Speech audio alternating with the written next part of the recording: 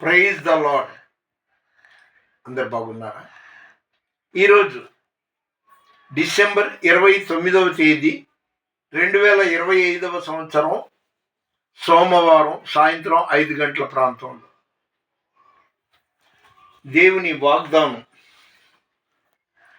యెషయా 45వ అధ్యాయం 17వ వచనం. యెహోవా వలన ఇశ్రాయేలు నిత్యమైన రక్షణ పొంది ఉన్నది. యెషయా 45వ అధ్యాయం 17వ వచనం. యెహోవా వలన ఇశ్రాయేలు నిత్యమైన రక్షణ పొంది ఉన్నది. ఆమేన్. చలి ఇంకా ఎన్నాళ్ళు ఉంటుంది, కానీ నేను మాత్రం చాలా ఇబ్బంది పడుతున్నా. ఈ చలికి ఉదయం పూట 6:30-7 మెలకు వచ్చినా కూడా మళ్ళీ పడుకుంటున్నాను. మరి నా వయసు ప్రభావము, వాతావరణ ప్రభావము కానీ అయితే దేవుని మహాకృపను బట్టి ఈరోజు రేయి మొదటి జామున 3 గంటల నుండి 5:20 వరకు ప్రార్థనలో దేవుని సన్నిధిలో గడిపాను. స్తోత్రం స్తోత్రం స్తోత్రం స్తోత్రం స్తోత్రం. విశ్వాసము లేకుండా దేవునికి ఇష్టుడైయుండుటే అసాధ్యము. విశ్వాసము లేకుండా దేవునికి ఇష్టుడైయుండుటే అసాధ్యము. విశ్వాసము ద్వారా మన పితరులెందరూ రాజ్యాల్ని జయించి ఉన్నారు. విశ్వాసం ఉండాలి, మనిషి లోతైన విశ్వాసం ఉండాలి. ఈరోజు నేను చెప్పదలుచుకున్న మాటలు పాస్టర్ వైఎస్ రాజు గారు చాలా మంచి దైవజనుడు. ఆయన చూడటానికి నాకంటే కొద్దిగా ఇక్కడ వరకు ఉంటారు. ఆశ్చర్యం వేసింది. ఆయన ఎప్పటి నుండో ఒకడుగు రండి ఫ్రాన్సిస్ అయ్య గారు మా ఊరు అంటే జంక్షన్, ఆయన స్వగ్రామం తేలపురలు. అయితే ఆయన జంక్షన్ వచ్చి అక్కడ రోడ్డు ఎంట్రన్స్లో, అదే ఫ్లైఓవర్ ఎంట్రన్స్లో మీరు ఫోన్ చేస్తే మా వాడిని బైక్ ఇచ్చి పంపుతాను అన్నాడు, లేదా బస్ స్టాండ్ దగ్గర ఉంటుంటేని. నిన్న అదేంటో కానీ నేను అక్కడ 1-2 సార్లు మెసేజ్ ఇచ్చి చదివి హనుమాన్ జంక్షన్ అని ఉంది, బస్ స్టాండ్ లేదా ఫ్లైఓవర్ ఎంట్రన్స్లో ఉండమని ఆయన చెప్పడం కూడా రాసి ఉంది స్పష్టంగా. నేను ఉదయం 8 గంటలకి విజయవాడ ఆర్టీసీ బస్ స్టాండ్లో 8-8:30 ప్రాంతంలో సూపర్ డీలక్స్ బస్సు ఎక్కి నూజివీడికి టికెట్ తీసుకున్నా. నూజివీడు టికెట్ తీసుకొని స్తోత్రం స్తోత్రం స్తోత్రం ప్రయాణం అంతా స్తోత్రాలు చెప్పుకున్నా. అయితే అక్కడ 9:30-10కి ఉదయం నూజివీడు వెళ్ళి ఫోన్ చేశా పాస్టర్ వైఎస్ రాజు గారికి. అయ్యా నేను ఇదిగో నూజివీడా అన్నాడు. అదేంటండి నూజివీడు కదా అంటే, కాదు జంక్షన్ అండి అన్నాడు. అనగానే మర్చిపోయింది. సరే వెంటనే అక్కడి నుండి మరొక బస్సు ఎక్కి హనుమాన్ జంక్షన్ వెళ్ళి అక్కడ బస్ స్టాండ్ నుండి ఫోన్ చేస్తే రాజ్ కుమార్ అనే యువకుడు బీటెక్ చదువుతున్నాడు. అతను బైక్ వేసుకొచ్చి నన్ను ఎక్కించుకొని హనుమాన్ జంక్షన్ కాదు, అక్కడ ఇంకా కొద్దిగా దూరం, దాని పేరు నరసన్నపాలెం, అక్కడికి తీసుకెళ్ళాడు. పాస్టర్ వైఎస్ రాజు గారు అంటే మహా అయితే ఒక 100 మంది 120 మంది ఉంటారు. ఇదే బిలీవర్స్ అనుకున్నా, చాలామంది ఉన్నారు. అయితే రాచ మర్యాదలు చేశాడు. ఆయనకి నిజంగా నేను చాలా సంతోషిస్తున్నా. ఒక కుర్రోడు నేను చెప్పులు విప్పినప్పుడు ఆ కుర్రోడే వద్దు అంత వద్దు, సరే తీసుకుని వేదిక దగ్గరికి, ఆయన వేదిక నుండి పుల్పిట్ నుండి ఎదురు వచ్చి నా చేతులు పట్టుకొని సాధారణంగా పైకి తోడుకుని వెళ్ళి సోఫా మీద కూర్చోబెట్టాడు.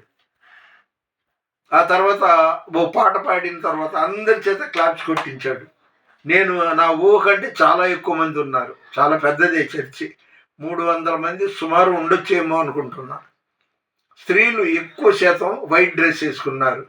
అది మా పాస్టర్ దేవరాజు గారు, అంటే ఆయన తమిళియన్, యేసన్న గారి ఆత్మీయ గురువు. ఆయన ఎప్పుడు వైట్ డ్రెస్ వేసుకోమనే అంటాడు విశ్వాసులకి. అది గుర్తుకొచ్చింది. ఏదేమైనా ఒక పాట పాడాను, తర్వాత కొంత మాట్లాడాను. అయిన తర్వాత మంచి భోజనం, అది వాళ్ళ పేరు ఏంటంటే కొండమ్మ. ఆ కొండమ్మ వాళ్ళ ఇంట్లో భోజనం ఏర్పాటు చేశారు. తర్వాత కానుకిచ్చారు. మళ్ళీ అక్కడి నుండి మధ్యాహ్నం 2:10 జంక్షన్ నుండి బయలుదేరి విజయవాడకి 3:30కి వచ్చాను. ఇది క్లుప్తంగా. ఇప్పుడు చెప్పొచ్చేది ఏంటంటే, ఆదివారం 28వ తేదీ అంటే నాకు ఇది 2వ శోధన. ఇదే సంవత్సరం 2-3 నెలల క్రితం సెప్టెంబర్ 28వ తేదీ ఆదివారం, ఆ రోజు రాత్రి 9:30 ప్రాంతానికి లేచాను. తలుపు తెరిచి చూస్తే చీకటిగా ఉంది. అరే ఏంటి ఉదయం 9ంటికి ఇంత చీకటిగా ఉంది, కరెంట్ పోయిందేమో అనుకుని హడావిడికి తయారయ్యి బెత్లెహేం నగర్ యేసు కృపా నిలయానికి వెళ్ళిపోయాను. ఆల్రెడీ పంజా దగ్గర ర్యాపిడో ఉంటుంది కదా, అది ఎక్కి వెళ్ళాను. 100 రూపాయలు అంతా తీసుకున్నాడు. అతనితో కూడా అంటున్నా, ఏంటి ఇంకా ఇంత చీకటిగా ఉందంటే దసరా కదండి అందుకని అని అతను ఏదో అన్నాడు, గుర్తులేదు. నా మైండ్లో ఇంకా ఇంకా ఇంకా నేను లేచింది ఉదయం 9 గంటలకి, ఇప్పుడు గుణదల బెత్లెహేం నగర్ వెళ్తున్నాను అనుకుంటూనే ఉన్నా. అక్కడికి వెళ్తే వాళ్ళు భోంచేసి శుభ్రం పడుకుంటున్నారు. పడుకుంటే నేను ఫోన్ చేశాను కదా, ఏం ఇదైందో ఏంటో ఈ టైంలో ఇచ్చాడనేసి తలుపు తీశారు. తలుపు తీయగానే లోనికి వెళ్ళాను. అంటే ఏంటన్నా ఏంటి అసలు సడన్గా, కాదమ్మా ఇప్పుడు ఉదయం 9 కదా, ఈ టైంలో ఇంత చీకటిగా ఉంది ఏంటి, ఈ పాటికి ఎండ రావాలి అంటే తర్వాత నిదానంగా తెలుసుకున్నా. మొత్తానికి వెళ్ళి లోన పడుకున్నాను. పడుకున్న తర్వాత అది నా భయంకరమైన అనుభవం. సెప్టెంబర్ 28వ తారీఖు ఆదివారం నేను ఉన్నది ఉదయం పూట చీకటిగా ఉంది అనుకుంటూనే వెళ్ళాను. అలాగే అక్కడి నుండి మళ్ళీ అక్టోబర్ 1వ తారీఖు సాయంత్రం బయలుదేరి ఇక్కడికి వచ్చా. నా గదికి వస్తే ఇక్కడ గాఢాంధకారం, చీకటి. అది తలుచుకుంటేనే నాకు వణుకు పుట్టుద్ది. అలాగే ఈ నిన్నటి రోజు ఆదివారం 28వ తారీఖు నేను జంక్షన్ దగ్గర నరసన్నపాలెం వెళ్ళేటప్పటికి అక్కడికి వెళ్ళాల్సింది ఇది జంక్షన్ కానీ టికెట్ తీసుకొని ఆ బస్సులో ప్రయాణించాల్సింది పోయి నూజివీడులో దిగాను. ఇది చాలా భయంకరమైన సంఘటన. ఏంటంటే వెళ్ళాల్సింది హనుమాన్ జంక్షన్, వెళ్ళింది నూజివీడు బస్సు ఎక్కి, అందులో డీలక్స్ బస్సు అది ఎక్కి వెళ్ళాను. అయోమయంలో అసలు అది చేరుకోలేకపోయా. అలాగే సెప్టెంబర్ నెలలో రాత్రి 9:30, 10:30 మధ్యలో నేను ర్యాపిడో మీద వెళ్ళాను గుణదల. ఈ 2 సంఘటనలు నాకు చాలా గగురుపాటుగా ఉంది, అర్థం కాని పరిస్థితిగా ఉంది. కాబట్టి నేను దేవుడినే తలుస్తుంటా, దేవుడిని ప్రకటిస్తుంటా. మరి ఎందుకు ఈ శోధన వచ్చిందో నాకు తెలీదు. ఏదేమైనా కానీ ప్రార్థనలు చేసుకునే వాళ్ళకి, దేవుడంటే భయం భక్తి ఉన్న వాళ్ళకి శోధన వస్తుంది అనేది నేను అనుకుంటున్నా. ఒకవేళ వయసు పెరిగినందువల్ల నా మైండ్ సెట్లో మార్పు వచ్చిందా అని కూడా అనుకున్నాను. మీ ప్రార్థనలో నన్ను జ్ఞాపకం చేసుకోండి.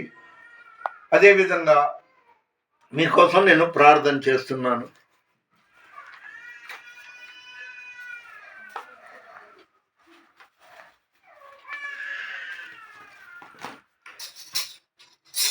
ఓ ప్రభువా,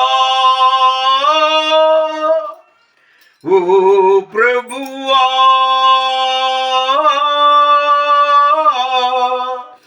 నీవే నా మంచి కాపరివి. ఓ ప్రభువా, ఓ ప్రభువా, నీవే నా మంచి కాపరివి, నీవే నా మంచి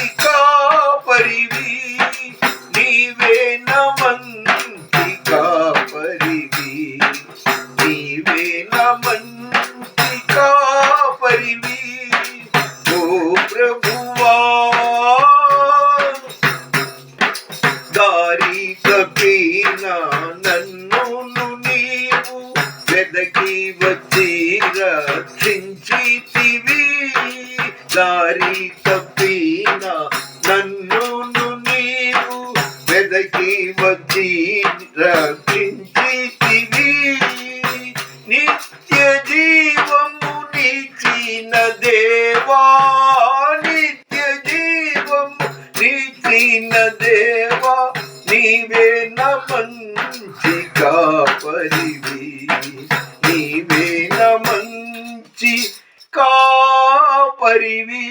హల్లెలూయా. Once again, today December 29, Monday evening, 5 o'clock above, 2025 year. దయచేసి లైక్ చేయండి, షేర్ చేయండి, సబ్స్క్రైబ్ చేయండి. దేవుని పరిచర్యలో మీ రత్నం ఫ్రాన్సిస్. God bless you.